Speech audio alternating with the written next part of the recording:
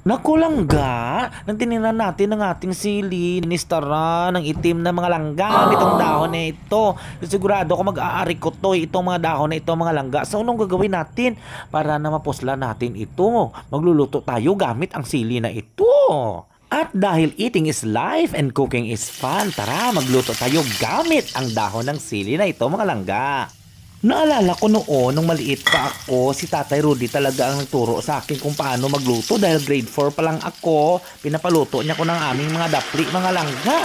At saka iniisa-isa niya ang sangkap. Ano ba ang purpose ng ahos na ito? Anong purpose ng bubay?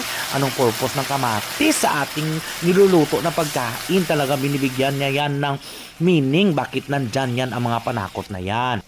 Pag tinuturuan ako ni Rudy noon mga langga, siya lang dumidikta at ako naman ang gumagawa. Pag sinabi niya, oh, gisahin mo ito, gisa ako agad. Pag sabi niya, lagyan mo ng tubig, lagyan mo ng tubig. Sabi niya, ilunod mo itong dahon, ay, lunod mo ng dahon. At ako rin ang titimpla. Tapos sa bandang huli, titilawan niya lang yan langga kung okay na. Pag kontento ni si Tay Rudy sa sabor langga, o sabihin niya, okay na to. Pag hindi siya kontento, sabihin niya, lagyan mo ng asin. O, yun lang yung kasimple. At natututo ako sa ulit-ulit ng ganyan na sistema ng pagtuturo kung paano magluto mga langga.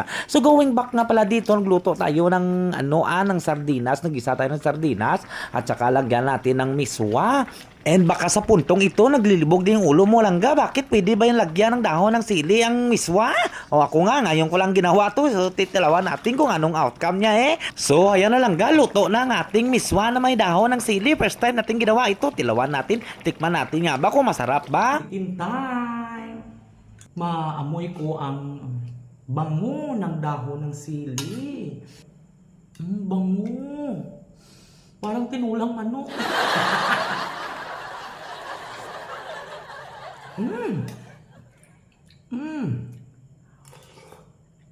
Masarap. Try nyo rin sa bahay ninyo itong miswa na may sardinas at saka dahon ng sili o katumbal kanamit langga. Mahamot, gidya yan.